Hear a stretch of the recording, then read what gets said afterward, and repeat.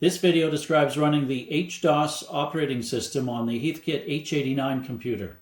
I'll talk about the history of HDOS, its key features, and demonstrate some of the commands and applications that came with it. When Heathkit added floppy disk support to their H8 computer, they needed a disk operating system. The decision was made to implement the operating system themselves. This was something of a risk and a new direction for Heathkit, as in the past they had shied away from developing software themselves, usually contracting out the work when needed.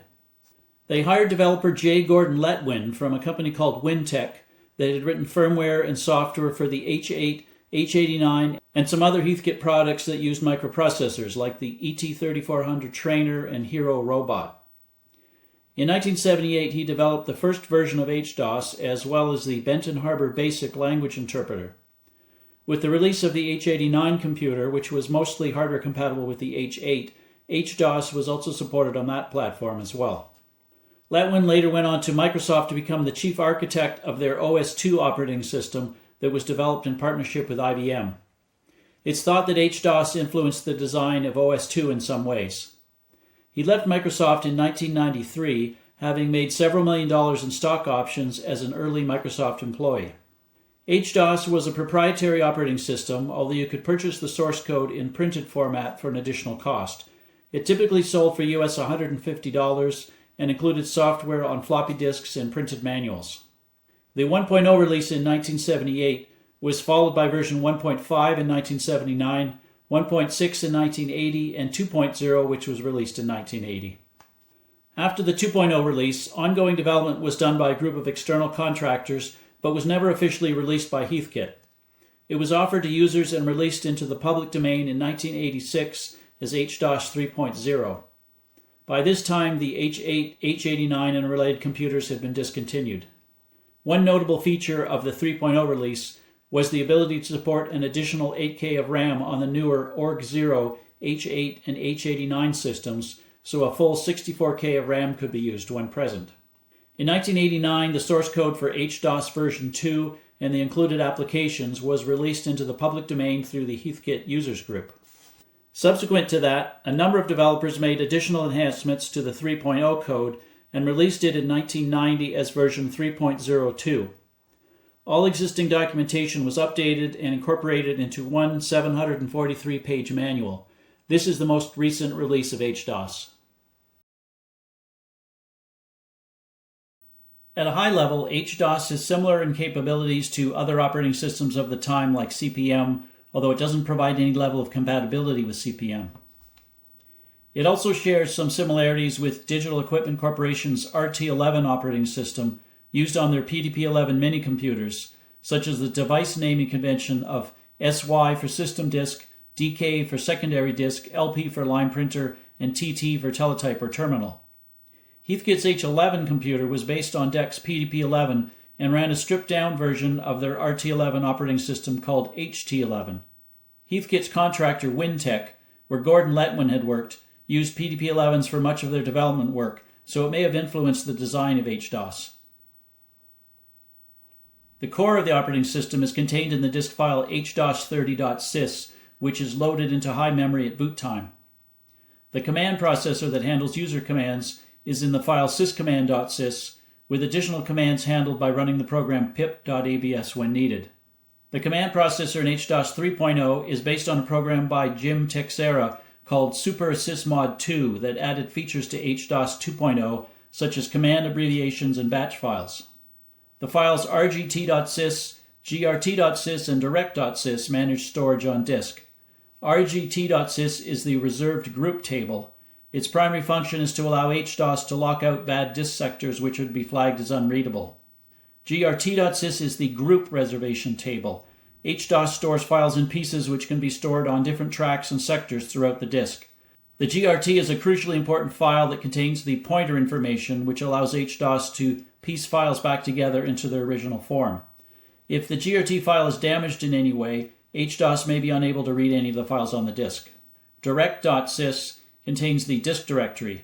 The information in this file, combined with that in the RGT and GRT tables, allows HDOS to locate and modify any files cataloged on the disk, either through a utility program like pip or via a user program's system calls.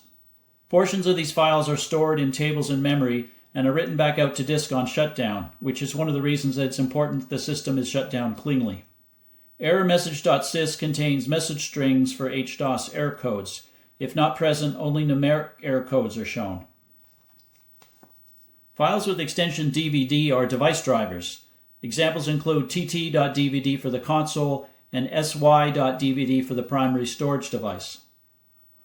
A notable feature of HDOS 2.0 and later is support for loadable device drivers, allowing it to work with various peripherals and hardware configurations without compiling all of the drivers into the operating system kernel itself. The boot device driver is automatically loaded and locked into memory during boot. Other drivers are loaded as needed, such as when referenced in a command, and can be unloaded after use to free up memory for other purposes. HDOS was originally designed for single-density, single-sided, 5¼ floppy disks with 90K of available storage. Later support for double-density, double-sided 8" and double-density, double-sided 5¼ drives was added. HDOS uses a similar file naming convention to CP/M and MS-DOS. File names can be up to 8 characters in length, with a file extension up to 3 characters long. File names are alphanumeric, but must start with a letter. A drive name precedes the file name proper and is 3 characters long. The first 2 characters are SY to reference a file in the primary or boot drive system, or DK to reference a file in the secondary drive system, if installed. The third character is a number designating which drive in the subsystem. The drive name is separated from the file name proper by a colon. Executable programs have the extension ABS. Unlike CP/M, where executable COM files are pure binaries that are always loaded at address 100 hex, HDOS ABS files have 8 bytes at the start of the file that contains 2 ID bytes, the load address, program length, and start address. For program development, the system includes a basic language interpreter and an Intel 8080 assembler, as well as some other utilities. Heathkit licensed and offered other applications and language compilers, such as Microsoft's Basic Interpreter and Compiler, COBOL Compiler, Fortran Compiler, and Macro Assembler, which were customized to run under the HDOS system. Other third-party vendors, user groups, and computer hobbyists themselves provided languages such as Pascal, C, and Lisp, and application software such as games, financial utilities, text editors, and communications programs. Let's take a look at the system running.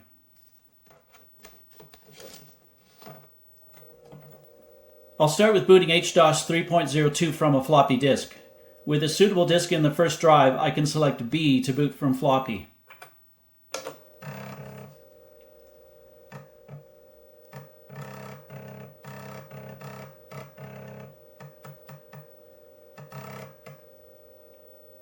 After a few seconds, it comes up in the command processor.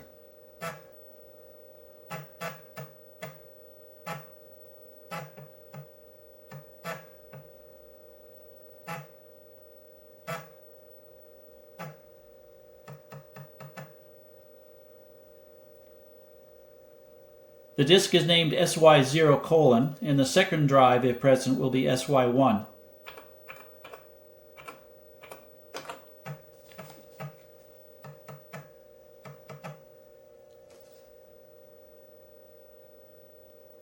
On a single-sided, single-density floppy with about 100 kilobytes of total storage, a minimal HDOS install takes about half of the available space on the disk, and a normal install takes about 75%.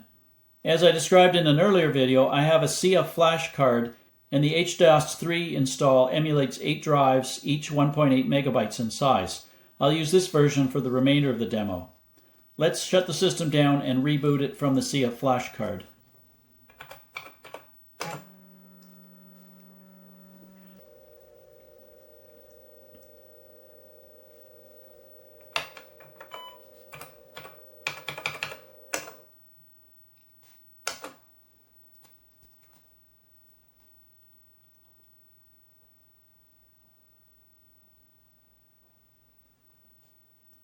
This version of HDOS mounts all 8 flash drives on startup and then prompts for me to enter the date and time, which is taken from the real-time clock on the CF flash board.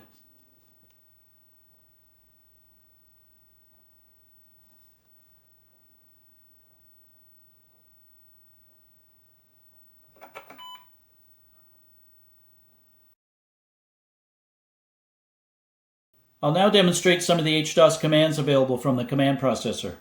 First, a few general notes. Commands are entered on the keyboard and executed after return is typed. Multiple commands can be entered separated by backslashes. There's a command line editing facility. Control-A will recall and let you edit the previously executed command string. The editing commands are not obvious. For example, space moves the cursor right, backspace moves it left, D deletes characters, and Q quits the editor. You can look up the full set of commands in the documentation.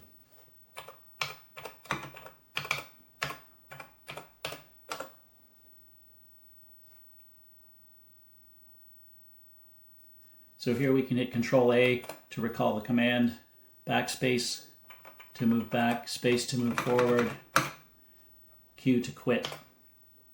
Any command preceded by dot will cause the console screen to clear and enter hold screen mode. When output reaches the bottom of the screen, you need to hit scroll to advance a line at a time, or shift scroll to advance a page at a time.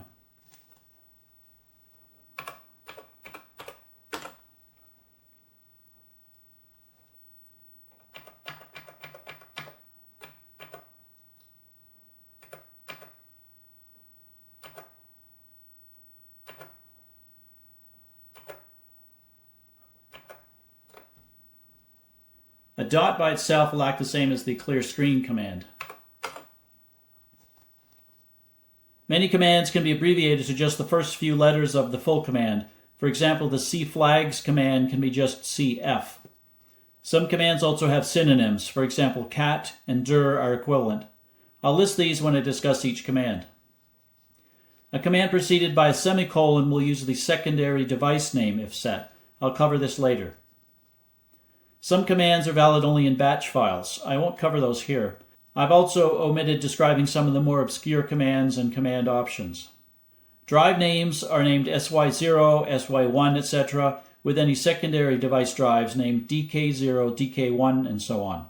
On my system with a CF flash card and 2 real floppy drives, the CF flash drives are SY0 through SY7, and the physical floppies are DK0 and DK1. I mentioned that syscommand.sys is the system command processor which runs on startup. Most commands are implemented by syscommand, but some are part of the program pip.abs, which is called when needed or can be run on its own. Typing a file name that corresponds to a file with the extension .abs, a binder executable, or .bat, batch file, will execute it. Any command line parameters are passed to the program. For example, H89 rtclk.abs is the program to access the real-time clock on the CF flash card and is present on the SY0 disk.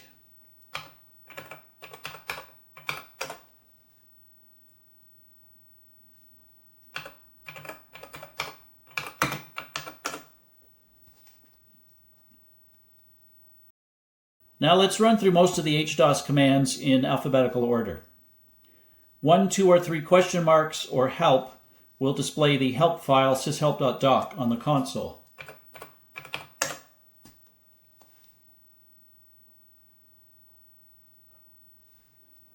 Press scroll to advance through each page of the help.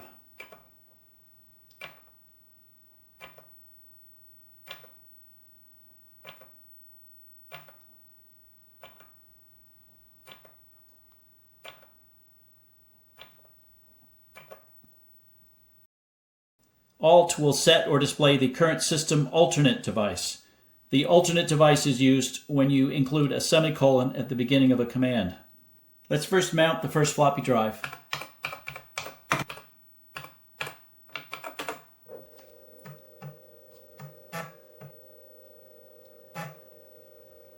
We can set the alternate device to the first real floppy drive, and actually this is the default alternate device.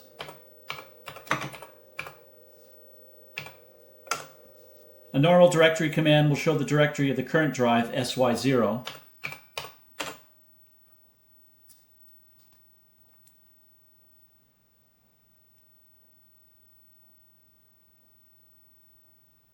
With a semicolon, it shows the directory of the alternate device, DK0.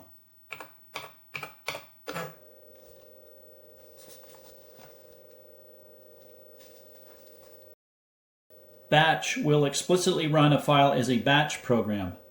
It can be faster than just typing the file name, as the system doesn't have to first search for an ABS file with that name before looking for a BAT file.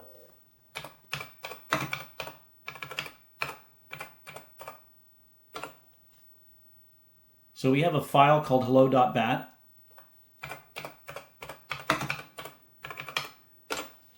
And we can run it with the batch command. We can also simply type hello, which may take longer to find the file. The by command is used to cleanly shut down the system. Synonyms for the command are quit and halt. You should run this before turning off power to the system or rebooting it. I showed it earlier when we booted from floppy. Cat displays a disk directory.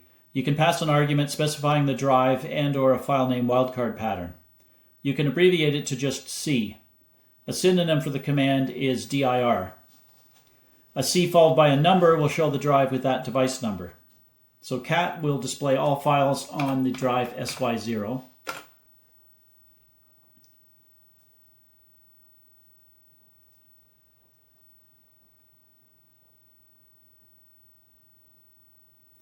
Or we can show all files with the extension .bat.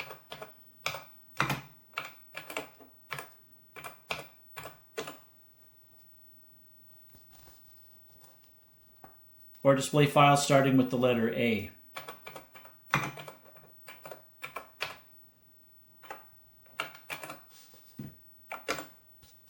Or we can display files on disk SY1 with the extension ABS.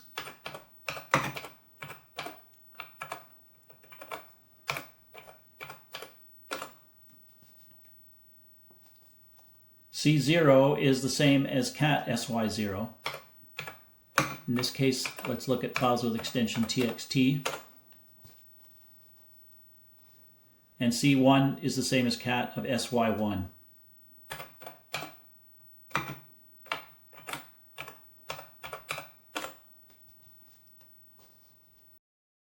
The cflags command will clear flags for specified files.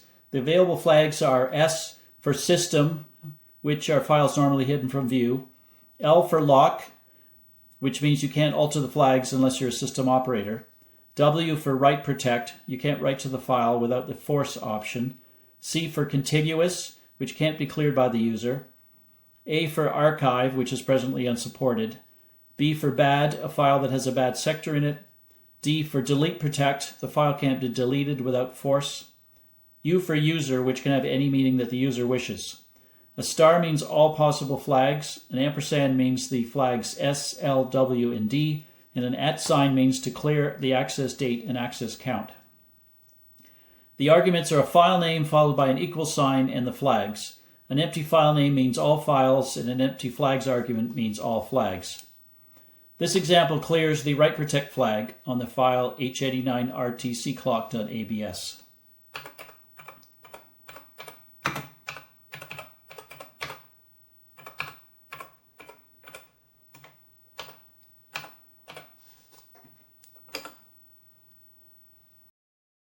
Check calculates the CRC checksum of the selected files. It displays the results in decimal, octal, and hex. It can be used to compare a file against a previously calculated checksum to see if it's been changed, or to see if files have the same CRC and therefore the same contents.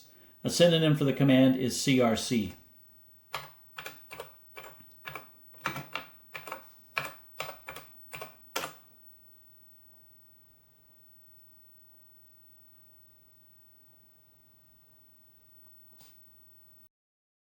CLS clears the console string.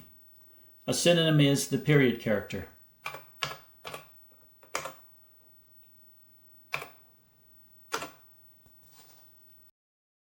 Copy copies source files to a destination or device. The command arguments are destination equals source.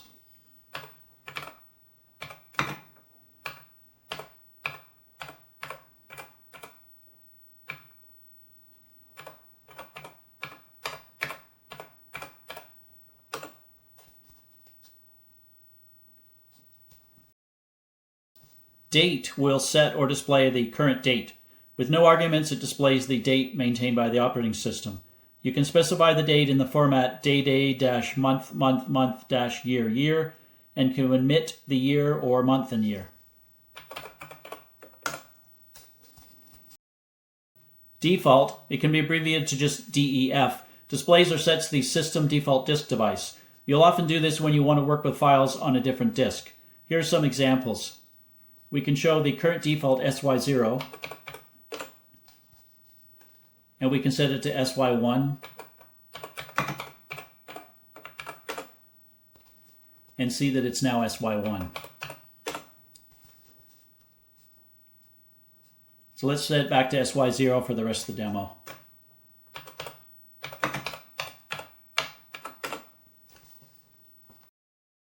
Delete deletes one or more files. It can be abbreviated to DEL. A synonym is erase.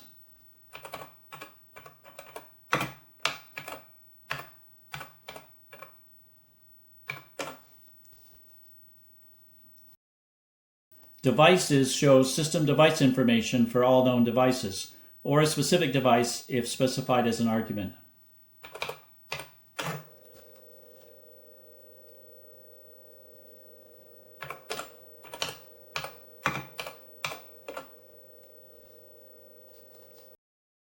Dismount unmounts a specified device or the primary device if not specified.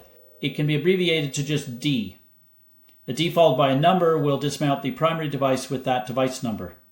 You should use the command when you have a floppy disk mounted and want to remove it.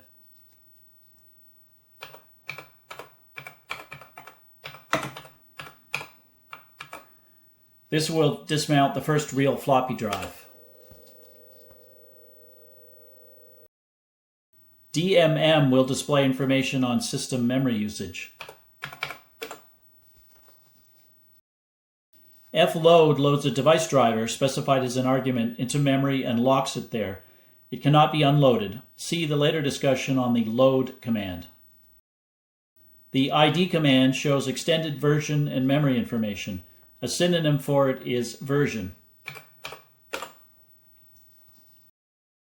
The list command displays the specified files on the console. It refuses to list a non-ASCII file unless you use the /force option.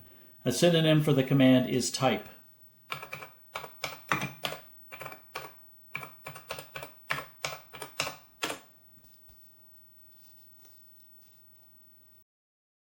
Load loads a device driver specified as an argument into memory and locks it there. It can be unloaded using the unload command discussed later. Log toggles the state of the logging echo task. It can also be turned on using log on or off using log off.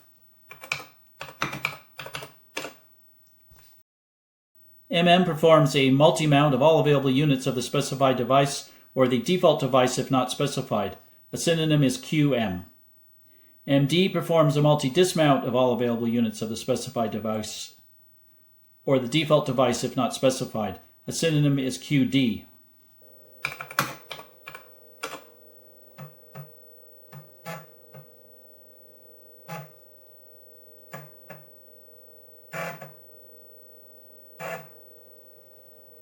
This mounts floppies DK0 and DK1, and this dismounts floppies DK0 and DK1.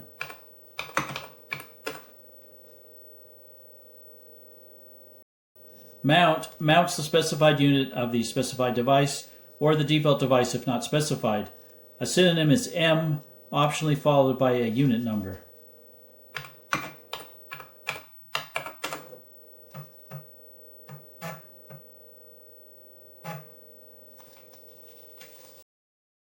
Move copies source files to a destination or device and then deletes the source file if the copy succeeds using the verify command. The command arguments are destination equals source. It's equivalent to the copy command with the /dsf delete source file option.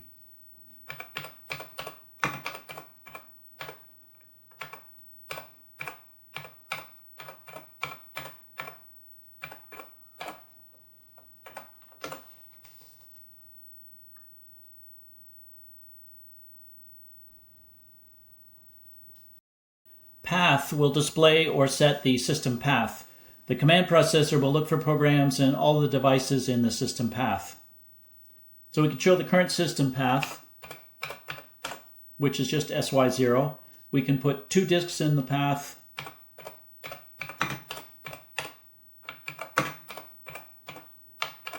SY0 and SY1.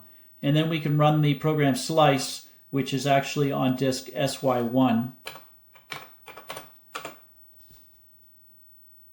And we see that it's found.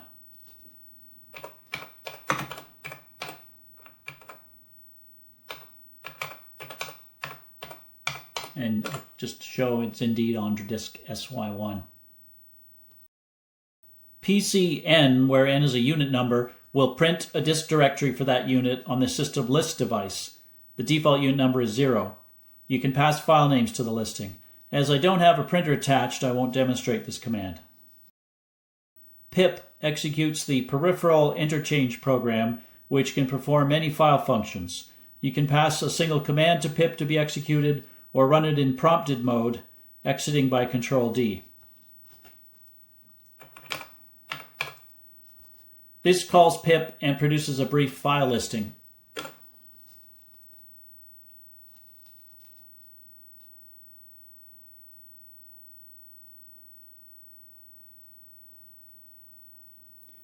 This will run pip in prompted mode. This will produce a long directory listing showing system files.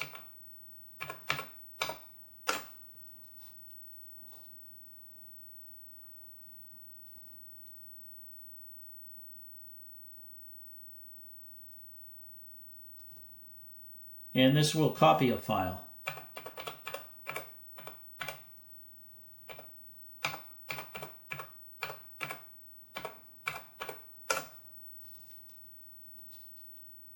We can exit to the command processor with Control-D.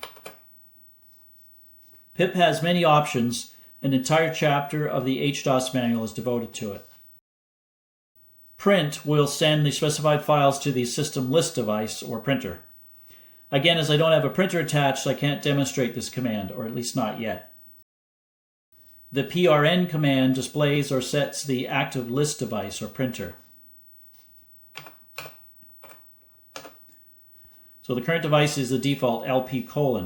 I can set it to TT, which is the console. And now I can use the print command and output will go to the console.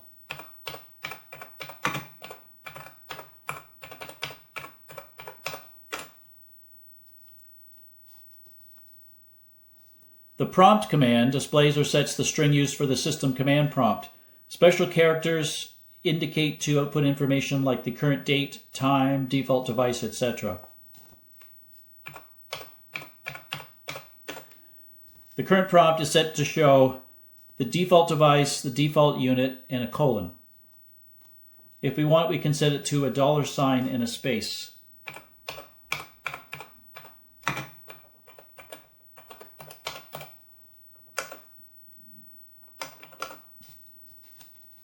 Let's set it back to the original prompt.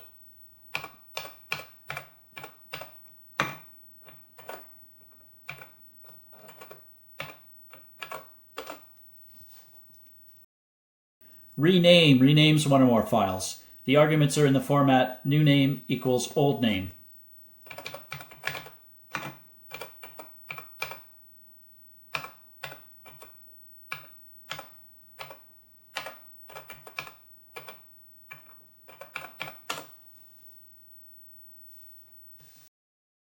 Reset performs a dismount and then a mount of the specified device. It can be abbreviated to just R, or R followed by a unit number.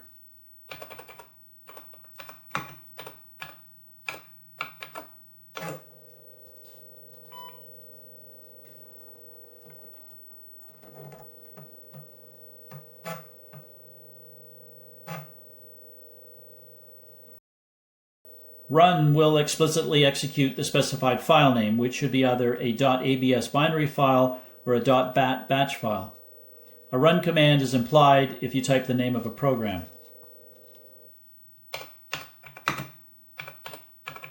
So we can run the batch file hello.bat or run the binary program H89 RTC lk.abs.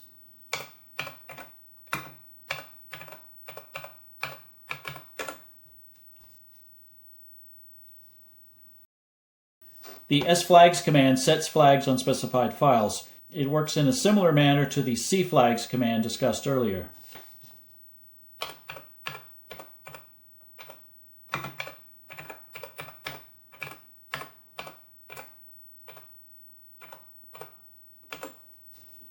For example, this sets the write protect flag we cleared earlier. The si command shows system information. The start command starts a background task. These are programs ending in the extension TAS, which can be run in the background. An example is the clock task, which runs a real-time clock.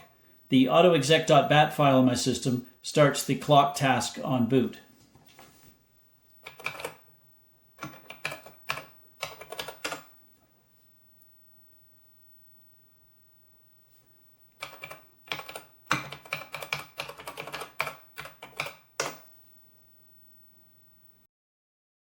The time command will show or set the current system time.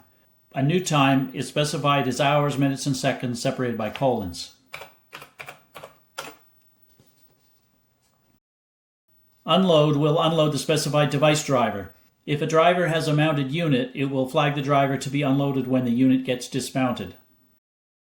The user command will show or set the currently active user area. User areas are numbers from 0 for all users through 7. Files can be moved into user areas, and commands like dir will only default to showing files in the current user area. This provides a simple way to support different users on a single user operating system. The commands puser and ruser can put files into specified user areas or remove them from user areas. The current user area is 0 for all users. We can select user 1. Now we can see there are no files in user area 1. And we can go back to user 0.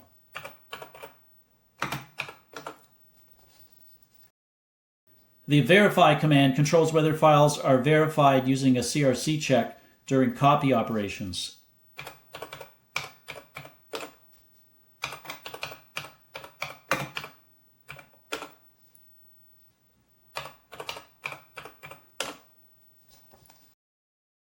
The version command displays version information for the command processor.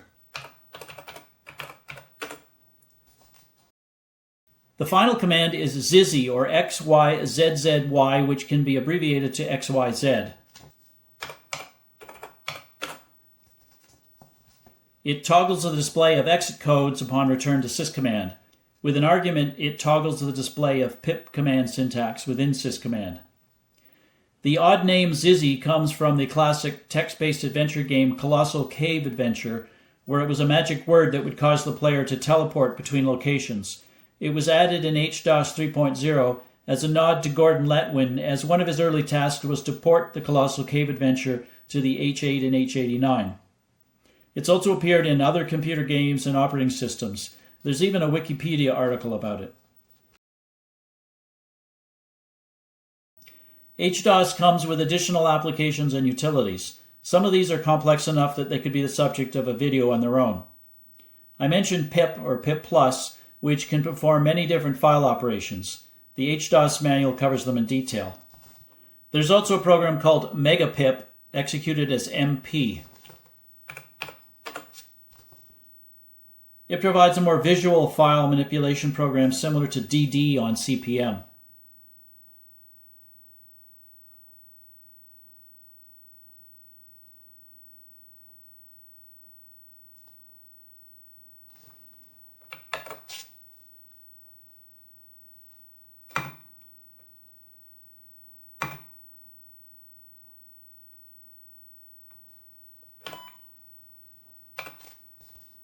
Several development tools come with HDOS that were based on the tools originally offered for the cassette and paper tape-based H8 and H88 computers.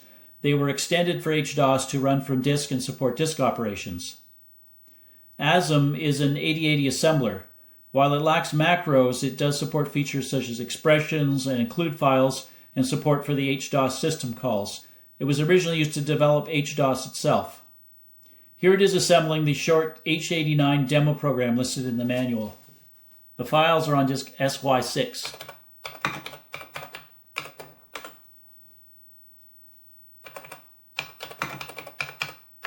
Source code is in the file demo.asm.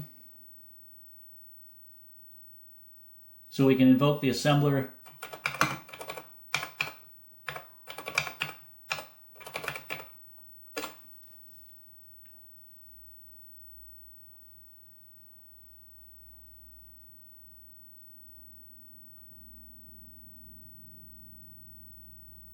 And it runs without errors.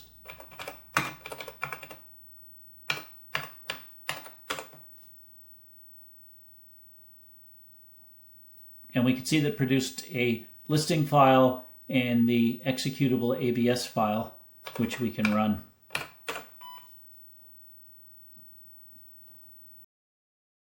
Debug is a console debugger that can be used to debug HDOS programs. It provides the usual debug features such as access to memory, CPU registers, single stepping, and breakpoints.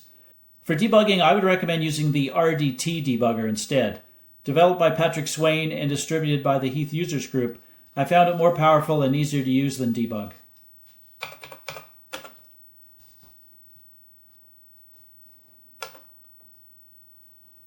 I may demonstrate it in a future YouTube video.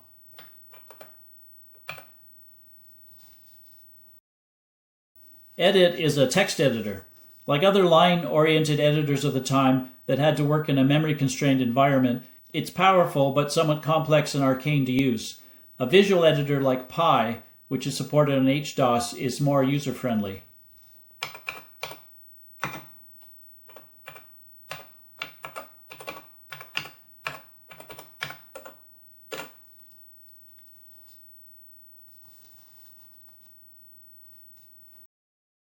Extended Benton Harbor Basic is Heathkit's implementation of a basic language interpreter. BASIC was originally developed at Dartmouth College, and this version was influenced by Dartmouth Basic, hence the name, which refers to the location of Heathkit's headquarters in Benton Harbor, Michigan.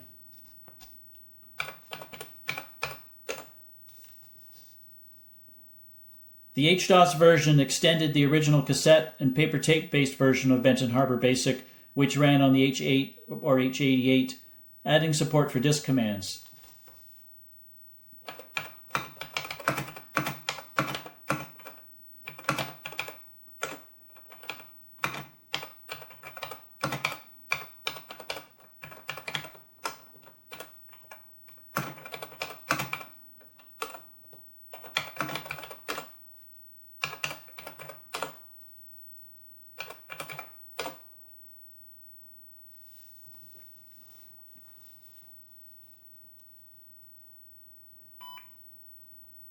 It's a pretty standard implementation of BASIC with support for floating point, integer, and string data, arrays, and the usual operators and functions. BASIC programs, such as those printed in books or magazines, can generally be ported to it quite easily. I plan to discuss it in more detail in a future video.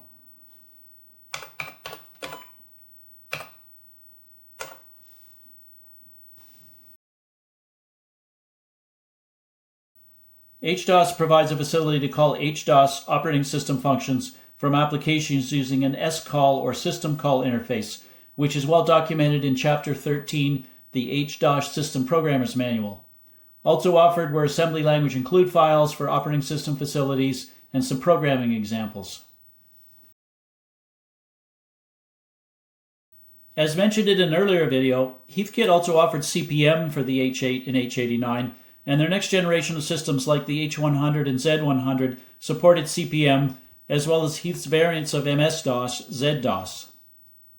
Note that, like CP/M, HDOS was written to run on an Intel 8080 processor, such as that in the H8 computer. The H89 uses a compatible Z80 processor, but HDOS doesn't make use of any of the additional features of the Z80, although some third-party applications like compilers may do so. I came across an interesting article in the March 1983 issue of Communications of the ACM entitled Comparing Two Microcomputer Operating Systems, CP/M and HDOS. The summary of the article was that neither CP/M or HDOS was superior. They both provided a similar range of features, but HDOS was designed more with the new user in mind, and the documentation also reflected this. That article was written for HDOS 2.0. I would argue that HDOS 3.0 has significantly more features than CP/M, both in terms of the commands available and the number of system calls provided to application developers. The introduction to the HDOS documentation also has this statement about its approach. HDOS, the Heath Disk Operating System, is more than just an operating system, it's a philosophy. The user is the most important part of the system. The operating system must try to protect him at all times. Any applications written for HDOS should try to follow this philosophy. It's generally felt that Heathkit transitioned from their proprietary HDOS to CP/M primarily due to the latter's widespread software availability and broader industry adoption. While HDOS was functional, CP/M had already established itself as a dominant operating system with a vast library of applications, making it more appealing to a wider user base and offering Heathkit a competitive advantage. By adopting CP/M, Heathkit could leverage the existing CP/M software and development tools, reducing their own development time and costs associated with creating and maintaining a separate operating system like HDOS.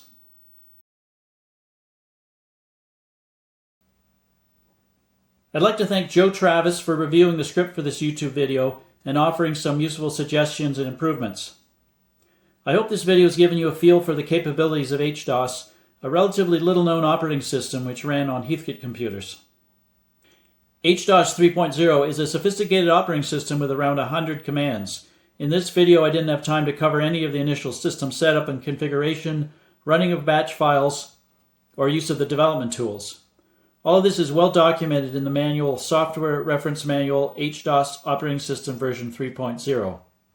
If you don't have Heathkit hardware but want to explore it further, you can run HDOS on a modern computer under a number of emulators such as MAME.